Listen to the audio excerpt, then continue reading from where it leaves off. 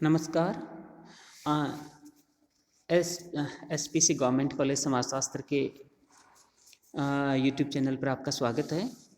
Dear students, हम BA part first के paper first समाजशास्त्र के सिद्धांत का अध्ययन कर रहे हैं और इसकी जो पहली यूनिट है उससे संबंधित कई वीडियो आपके साथ शेयर किए जा चुके हैं।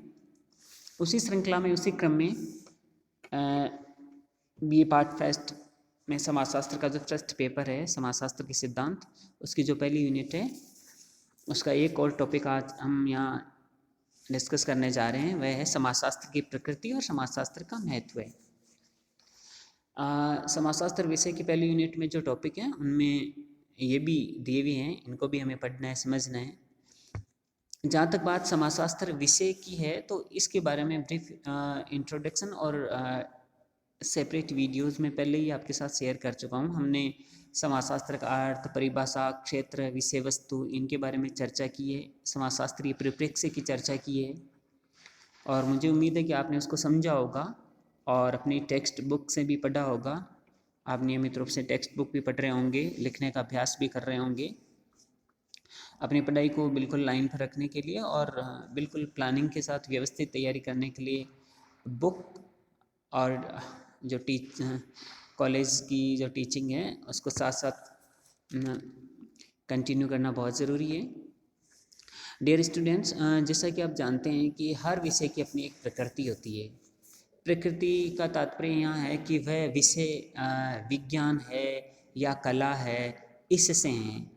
तो समाज वैज्ञानिकों ने समाजशास्त्र की प्रकृति के बारे में भी अपने अपने विचार प्रस्तुत किए हैं और इसमें भी विद्वानों के समूह हैं, वो अपना अपना दृष्टिकोण रखते हैं जो अपने अपने नज़रिए से सही है।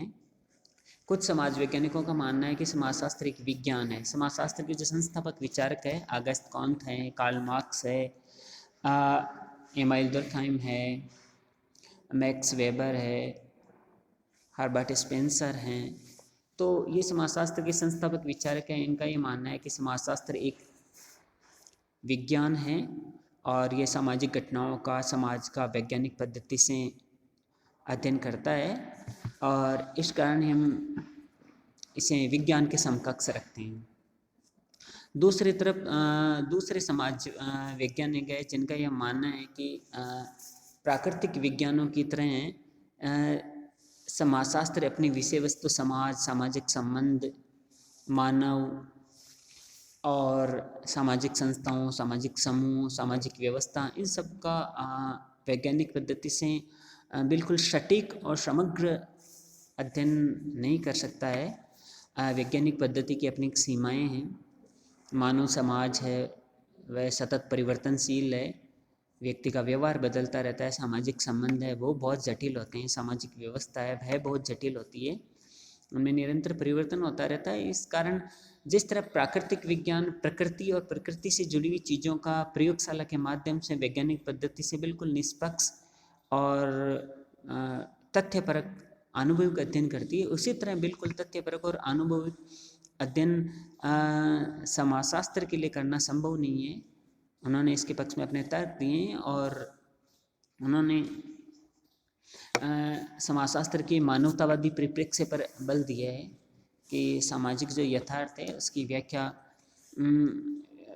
सब्जेक्टिव पर्सपेक्टिव और अंडरस्टैंडिंग के आधार पर ही की जा सकती है। यानी कि सब्जेक्टिव पॉइंट ऑफ व्यू और जो अंडरस्टैंडिंग है, समाज में आपस में इंटरेक्शन से जो बोध पैदा होता है, कई बार वो माध्यम में सामाजिक यथार्थ की बेहतर और सटीक जानकारी दे पाता है। वैज्ञानिक पद्धति से हम बहुत सारी समाज की चीज़ों को नहीं समझ सकते हैं। समाज के बहुत सारे संवेदनशील मुद्दे होते हैं, सामाजिक समस्याएं होती है, समाज की जो ये व्यवस्था है उसको पूरी तरह वैज्ञानिक पद्धति से समझाना संभव। इसलिए हम ये कह सकते हैं कि समाजशास्त्र को पूरी तरह न तो हम विज्ञान कह सकते हैं और न ही पूरी तरह इसको हम कला कह सकते हैं, जहाँ की क्राफ्ट, कौशल के आधार पर कोई काम किया जाता है। तो आखिर समाजशास्त्र की प्रकृति क्या है? तो दोनों विचारधाराओं के समाज वैज्ञानिकों को पढ़ने के बाद हम इस निष्कर्ष पर पहुंचते हैं कि समाजशास्त्र न तो प्राकृतिक विज्ञानों की तरह पूरी तरह विज्ञान है, न ही मानविकी की तरह पूरी तरह ये कला है।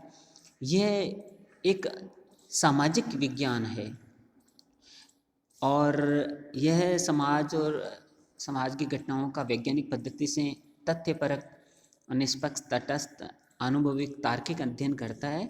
इस कारण हम इसे विज्ञान का दर्जा देते हैं, क्योंकि ये वैज्ञानिक पद्धति से समाज की समस्याओं और सामाजिक परिघटनाओं का अध्ययन करता है।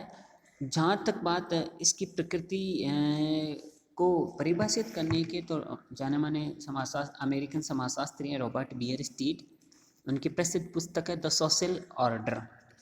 इसमें उन्होंने समाजशास्त्र विषय की जो प्रकृति है, ये नेचर ऑफ सोशियोलॉजी, उसको बहुत ही सटीक और सारगर तरीके से समझाया है।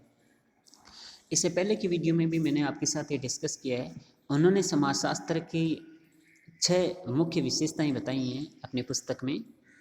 पहली विशेषता तो उन्होंने ये बताई कि ये एक सामाजिक विज्ञान है, न कि प्राकृतिक विज्ञान। प्राकृतिक विज्ञान उदाहरण के लिए भौतिक विज्ञान है, रसायन विज्ञान है, वनस्पति विज्ञान है, प्राणी विज्ञान है। ये प्रकृति और प्रकृति से जुड़ी हुई चीज़ों का प्रयोगशाला में वैज्ञानिक पद्धति से बिल्कुल क्रमबद्ध और व्यवस्थित, निष्पक्ष, तथ्यपरक अध्ययन करते हैं और उसके आधार पर निष्कर्ष देते हैं। और आज समाज में ज्ञान, विज्ञान और प्रौद्योगिकी जो प्रगति देख रहे हैं हम, वो इन्हीं प्राकृतिक विज्ञानों की प्रगति के कारण है।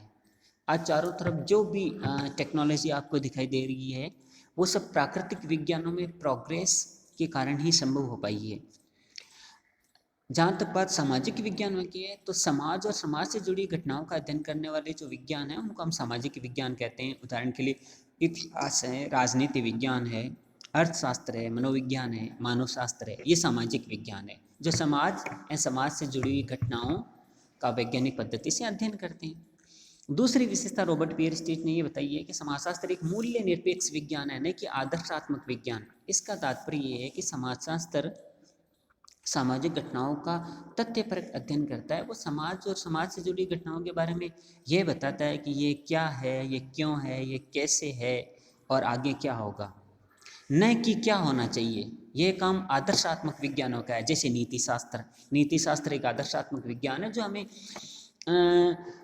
बेहतर, उचित आचरण और व्यवहार सिखाता है। किस तरह का व्यवहार हमें करना चाहिए, किस तरह के व्यवहार हमें नहीं करना चाहिए, नीति शास्त्र बताता है। वह आदर्शात्मक विज्ञान है, लेकिन समाजशास्त्र आदर्शात्मक विज्ञान नहीं है। तीसरी जो विशेषता समाजशास्त्र की रॉबर्ट बियरस्टीड ने बताई है, वह है कि समाजशास्त्र एक विशुद्ध विज्ञान है, न कि व्यावहारिक विज्ञान। इसका तात्पर्य है कि ये प्योर सोशल साइंस है। ये समाज और समाज से जुड़ी घटनाओं का सैद्धांतिक अध्ययन करता है। यह व्यावहारिक विज्ञान नहीं है। यानी कि समाज शास्त्र में जिन चीज़ों का हम अध्ययन करते हैं, उनके आधार पर व्यापक स्तर पर हम व्यावहारिक रूप में उनको लागू करके समाज की समस्याओं का समाधान नहीं कर पाते हैं। उदाहरण के लिए जैसे चिकित्सा विज्ञान है, तो चिकित्सा विज्ञान का अध्ययन करने के बाद उसका व्यावहारिक उपयोग ये है कि बीमार लोगों का इलाज किया जाता है। आप बीमार हो जाते हैं, डॉक्टर के पास जाते हैं, डॉक्टर दवाई लिखता है, ऑपरेशन भी होते हैं, हॉस्पिटल्स हैं, तो वो व्यावहारिक विज्ञान है। इसी तरह मनोविज्ञान है, वो भी एक व्यावहारिक विज्ञान है। मनोविज्ञान के ज्ञान के आधार पर आदमी की जो मनोवैज्ञानिक समस्याएं हैं, मानसिक विकृतियाँ हैं, मनोविकार हैं, मानसिक बीमारियाँ, उनका उपचार किया जाता है, उनका निदान और उपचार किया जाता है। वो व्यावहारिक विज्ञान है। तो समाजशास्त्र इस तरह का व्यवहारिक विज्ञान नहीं है कि समाजशास्त्र को पढ़ने के बाद जो भी समाजशास्त्री है वो एक डॉक्टर की तरह समाज की समस्याओं का इलाज करने लग जाता है। ऐसा नहीं है, ये सैद्धांतिक अध्ययन है। रॉबर्ट बियरस्टीड के अनुसार जो चौथी विशेषता है वह यह है कि एक अमूर्त विज्ञान है, न कि मूर्त विज्ञान। मूर्त विज्ञान का तात्पर्य है वह विज्ञान जिनमें उन चीज़ों का अध्ययन किया जाता है जिनको हम देख सकते हैं, छू सकते हैं। उदाहरण के लिए वनस्पति विज्ञान है, तो वहाँ पेड़ पौधों को आप देख सकते हैं, छू सकते हैं। प्राणी विज्ञान है, तो वहाँ जीव जंतुओं को, कीट पतंगों को आप देख सकते हैं, छू सकते हैं। उनका अध्ययन किया जाता है। लेकिन समाजशास्त्र में हम समाज, सामाजिक संबंधों का, इनका अध्ययन करते हैं। ये अमूर्त अवधारणा है, इनका अस्तित्व है लेकिन ये अमूर्त हैं, इनको हम देख नहीं सकते, छू नहीं सकते, इस कारण ये एक अमूर्त विज्ञान है। पांचवी विशेषता है कि यह तार्किक और अनुभविक विज्ञान है। इसका तात्पर्य ये है कि यह मनगढ़ंत विचार, कल्पना और मान्यताओं के आधार पर निष्कर्ष नहीं देता है। यह अनुभविक तथ्यों के आधार पर, अनुभव के आधार पर फिर उनमें तार्किक संबंध स्थापित करके निष्कर्ष प्रस्तुत करता है। इस कारण ये तार्किक और अनुभविक विज्ञान है। इसकी छठवीं और जो अंतिम विशेषता रॉबर्ट पियरस्टीड ने बताई है वह यह कि एक सामान्य सामाजिक विज्ञान है, न कि विशिष्ट विज्ञान। इसका तात्पर्य यह है कि कुछ विशिष्ट सामाजिक विज्ञान होते हैं, जैसे इतिहास समाज के ऐतिहासिक पहलुओं का ऐतिहासिक पर्सपेक्टिव से, परिप्रेक्ष्य से अध्ययन करता है। राजनीति विज्ञान समाज के राजनीतिक पहलुओं का, राजनीतिक मुद्दों का राजनीतिक परिप्रेक्ष्य से अध्ययन करता है। अर्थशास्त्र समाज के आर्थिक पहलुओं, आर्थिक मुद्दों का, आर्थिक समस्याओं का आर्थिक परिप्रेक्ष्य से अध्ययन करता है। मानव शास्त्र है वो मानव, उसकी प्रकृति, संस्कृति, उनका मानव शास्त्रीय दृष्टिकोण से अध्ययन करता है। मनोविज्ञान है वह मानव की प्रकृति, व्यवहार, मनोवैज्ञानिक पहलुओं का मनोवैज्ञानिक दृष्टिकोण से, मनोवैज्ञानिक परिप्रेक्ष्य से अध्ययन करता है। तो वह विशिष्ट सामाजिक विज्ञान है, क्योंकि वह सामाजिक किसी विशिष्ट पहलुओं का अध्ययन करते हैं। जबकि समाजशास्त्र अन्य विशिष्ट सामाजिक विज्ञानों से इसलिए भिन्न है क्योंकि ये समाज का अध्ययन पूर्ण समग्रता में करता है और सामान्य अध्ययन करता है संपूर्ण समाज का। जबकि अन्य सामाजिक विज्ञान वो समाज के किसी विशिष्ट पहलू का अध्ययन करते हैं। इसका दृष्टिकोण समन्वयात्मक है, सिंथेटिक है, यानी कि ये सामाजिक घटनाओं का समाज का वैज्ञानिक पद्धति से अध्ययन करता है और उसके आधार पर कार्यकारी संबंध स्थापित करता है, मूल्य निरपेक्ष अध्ययन करता है। लेकिन यह संपूर्ण समाज का पूर्ण समग्रता में और समन्वयात्मक दृष्टिकोण से अध्ययन करता है। इस कारण ये सामान्य सामाजिक विज्ञान है, न कि विशिष्ट सामाजिक विज्ञान। तो निष्कर्ष के रूप में हम यह कह सकते हैं कि समाजशास्त्र एक विशुद्ध, अमूर्त, मूल्य निरपेक्ष, तार्किक एवं अनुभविक सामान्य सामाजिक विज्ञान है। ये समाजशास्त्र की प्रकृति है। और मैं समझता हूँ कि इससे आपका ये कॉन्सेप्ट क्लियर हो गया होगा कि समाजशास्त्र की यथार्थ प्रकृति क्या है। क्योंकि पुस्तकों में हम पढ़ते हैं कि समाज वैज्ञानिकों का एक समूह है वो समाजशास्त्र को विज्ञान मानता है और दूसरा समूह है वो समाजशास्त्र को विज्ञान नहीं मानता है। लेकिन दोनों विचारधाराओं के जो समाज वैज्ञानिक हैं उनको पढ़ने के उपरांत हम इस निष्कर्ष पर पहुंचते हैं। अब हम चर्चा करना चाहते हैं समाजशास्त्र के महत्व के बारे में। डियर स्टूडेंट, कोई भी हम काम करते हैं तो उसका एक निश्चित उद्देश्य होता है, उसका एक लक्ष्य होता है और उसी के अनुसार उस काम को संपन्न किया जाता है। समाजशास्त्र का उदय हुआ तो उसका भी अपना उद्देश्य था। 18वीं शताब्दी, 19वीं शताब्दी में और 18वीं शताब्दी में तत्कालीन यूरोपीय समाज में जो औद्योगिक क्रांति और फ्रांस की क्रांति के कारण जो सामाजिक, राजनीतिक, आर्थिक परिवर्तन आए, जो समस्याएं पैदा हुई, समाज में जो उथल पुथल मची, तो उस समय की परिस्थितियों के मद्देनजर तत्कालीन समाज को बेहतर ढंग से समझने के लिए उन समाज की तत्कालीन समस्याओं के समाधान के लिए अगस्त कॉन्त ने समाजशास्त्र की नींव रखी थी 1838 ईस्वी में, और इस विषय को समाजशास्त्र नाम दिया उन्होंने।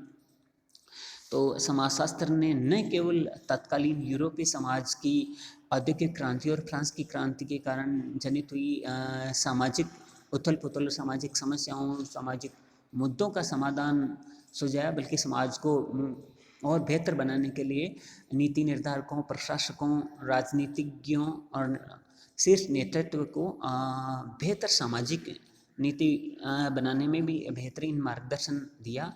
और आज भी हम देखते हैं कि भारत सहित दुनिया के सभी देशों में सामाजिक मुद्दे, सामाजिक समस्याओं के समाधान के लिए समाज वैज्ञानिकों के मार्गदर्शन में सरकारी योजनाओं, कार्यक्रमों, उनका मूल्यांकन किया जाता है, उनका निर्धारण किया जाता है और उसके अनुसार उनमें सुधार और परिवर्तन किए जाते हैं और उनको लागू किया जाता है।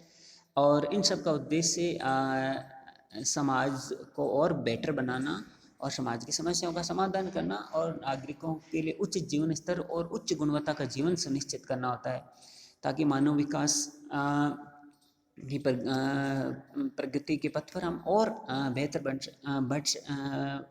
दिशा में बढ़ सकें, आगे बढ़ सकें और उन्नति कर सकें।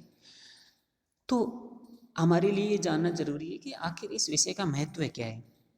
डियर स्टूडेंट, समाजशास्त्र जो विषय है, हम जानते हैं कि हम सभी समाज के सदस्य हैं और समाजशास्त्र संपूर्ण समाज का समग्र और सामान्य अध्ययन करता है, क्योंकि अन्य सामाजिक विज्ञान तो समाज के विशिष्ट पहलू का ही अध्ययन करते हैं, लेकिन समाजशास्त्र समाज के सभी पहलुओं का अध्ययन करता है। इसलिए इसका दृष्टिकोण वह समन्वयात्मक है और समाज से बाहर कुछ भी नहीं है। इसलिए समाजशास्त्र के विद्यार्थी होने के नाते ये हमारा प्राथमिक दायित्व बनता है कि हम जिस विषय को पढ़ रहे हैं उसकी ये प्रासंगिकता होना बहुत ज़रूरी है कि वो समाज के लिए क्या कंट्रीब्यूशन दे पा रहा है, क्या समाज को बेहतर बना पा रहा है, क्या समाज की समस्याओं का बेहतर ढंग से अध्ययन कर पा रहा है, क्या नीति निर्धारकों को बेहतर योजनाओं में सुधार के लिए, उनको कमियों को दूर करने के लिए क्या सुझाव दे पा रहा है। तो ये सब चीज़ें हम समाजशास्त्र का जो महत्व है उसमें पढ़ते हैं और समाजशास्त्र का महत्व परिलक्षित होता है व्यावहारिक समाजशास्त्र में, एप्लाइड सोशियोलॉजी में। हम अभी प्रकृति की चर्चा कर रहे थे और हमने एक रॉबर्ट बियरस्टीड की एक विशेषता पर चर्चा की थी कि समाजशास्त्र जो है वो विशुद्ध विज्ञान है, न कि व्यावहारिक विज्ञान। यह बात सही है कि समाजशास्त्र एक प्योर साइंस है, इसमें समाज और समाज से जुड़ी हुई तथ्यों का, मुद्दों का सैद्धांतिक अध्ययन किया जाता है, लेकिन इसका ही एक भाग है व्यावहारिक समाजशास्त्र, जिसमें समाज शास्त्र में समाजी समस्याओं और समाज की समस्याओं के समाधान के लिए जो नीतियाँ, कार्यक्रम, योजनाएं लागू की गई उनका मूल्यांकन किया जाता है और समाज को किस तरह बेहतर बनाया जा सकता है, किस तरह बेहतर सामाजिक नीति निर्धारित की जा सकती है, किस तरह समाज को और अधिक विकसित, उन्नत और प्रगति उन्मुख बनाया जा सकता है। इन सब चीज़ों का अध्ययन करते हैं हम। जाने माने समाजशास्त्री हैं एलेक्स इंकल्स, उनकी पुस्तक है व्हाट इज सोशियोलॉजी। उन्होंने तो समाजशास्त्र की जो मूल समस्या है वो ही ये बताइए कि सामाजिक व्यवस्था, सामाजिक अव्यवस्था, इसके प्रकृति और परिवर्तन की व्याख्या करना, यानी कि जो सोशल ऑर्डर है, यानी समाज में जो व्यवस्था चल रही है इसको सोशल ऑर्डर कहते हैं, और जब ये व्यवस्था टूटती है, इसमें बिखराव आता है, इसमें विचलन आता है, समस्याएं पैदा होती हैं, तनाव, संघर्ष होता है, तो उसको हम सोशल डिसऑर्डर बोलते हैं। तो वह कहते हैं कि समाज शास्त्र का मुख्य उद्देश्य सामाजिक व्यवस्था का, इस सोशल ऑर्डर का अध्ययन करना है और इसकी मूल समस्या इस सोशल ऑर्डर और सोशल डिसऑर्डर की प्रकृति और परिवर्तन की व्याख्या करना है। उन्होंने समाजशास्त्र की परिभाषा को ऐतिहासिक, अनुभवी और विश्लेषणात्मक पथ के माध्यम से समझा है और समाजशास्त्रीय परिप्रेक्ष्य को अर्थशास्त्र, राजनीति विज्ञान, इतिहास, मनोविज्ञान और मानवशास्त्र के संदर्भ में तुलना करते हुए इसके परिप्रेक्ष्य को बहुत विस्तार पूर्वक समझा है। अब हमारे लिए चर्चा करने का विषय ये है कि आखिर व्यावहारिक समाजशास्त्र क्या है। डियर स्टूडेंट, व्यावहारिक समाजशास्त्र का मुख्य उद्देश्य है सामाजिक समस्याओं का वैज्ञानिक अध्ययन करना, उनका वैज्ञानिक समाधान खोजना और नीति निर्माण में सहायता करना। ये व्यावहारिक समाजशास्त्र है, यानी कि समाजशास्त्र का व्यावहारिक अनुप्रयोग ही व्यावहारिक समाजशास्त्र है, जो समाज और समाज की समस्याओं का वैज्ञानिक अध्ययन करता है, उसके आधार पर वैज्ञानिक समाधान सुझाता है, नीति निर्माण में सरकारी योजनाओं के मूल्यांकन, क्रियान्वयन और उनमें सुधार में सहायता करता है। इसकी महत्व पर अगर हम बिंदुवार चर्चा करें तो सबसे जो मुख्य बात है वह है कि ये समाज का वैज्ञानिक अध्ययन करता है।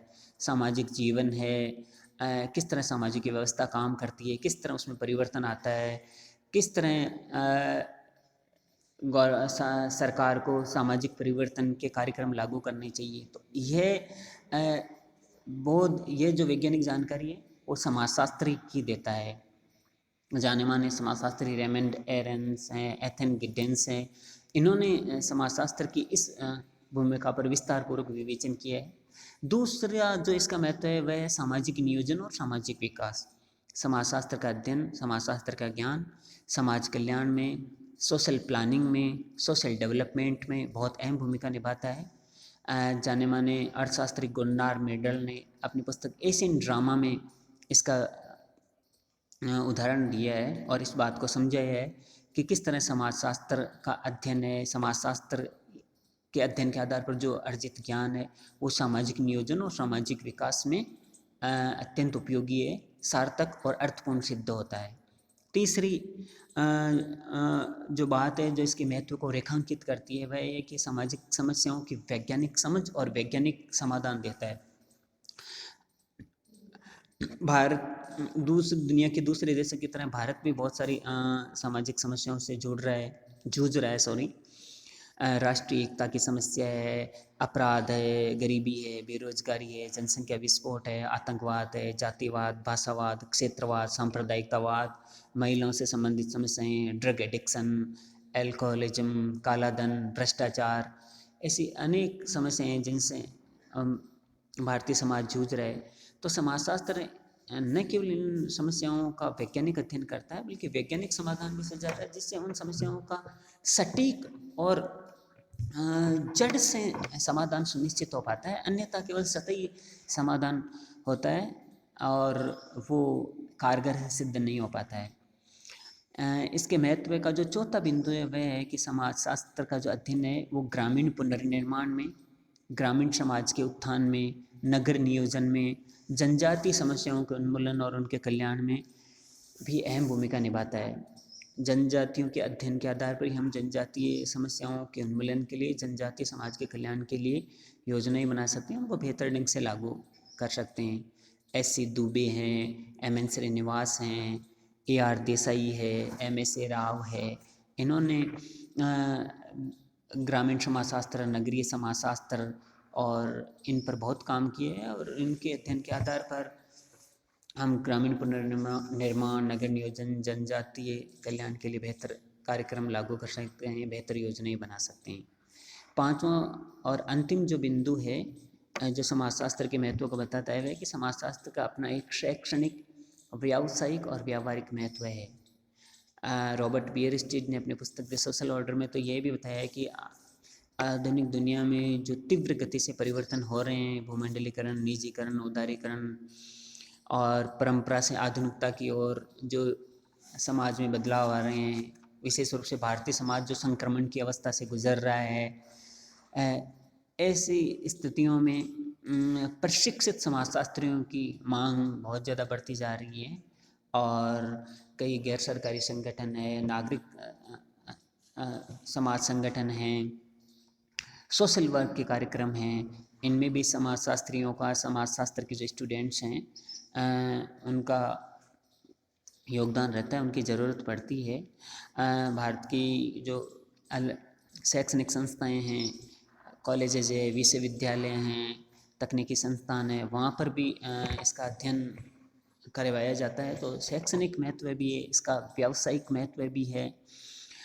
कई सामाजिक मुद्दों और संवेदनशील सामाजिक समस्याओं के समाधान के लिए प्रोफेशनल समाज वैज्ञानिकों, समाजशास्त्रियों की जो समितियां बनाई जाती हैं उनको उनमें शामिल किया जाता है और इसके ज्ञान के आधार पर हम समाज में आम नागरिक से हटकर उससे कुछ बेटर योगदान दे सकते हैं और बेटर समझ के आधार पर कुछ व्यावहारिक और सटीक अपना सुझाव और अपनी सलाह समाज को बेहतर बनाने में और समाज की समस्याओं के समाधान में दे सकते हैं। ये इसका महत्व है। तो सार रूप में मैं समझता हूँ कि समाजशास्त्र है उसका जो महत्व है वो समाज की समस्याओं के वैज्ञानिक समाधान में है और जो सरकारी योजनाएं, नीतियाँ, कार्यक्रम हैं उनके मूल्यांकन करके उनमें सुधार करने में है और ये भूमिका समाजशास्त्र निभा रहा है और आने वाले टाइम में ये भूमिका बढ़ने की संभावनाएं हैं। इसी में ही समाजशास्त्र का भविष्य निहित है।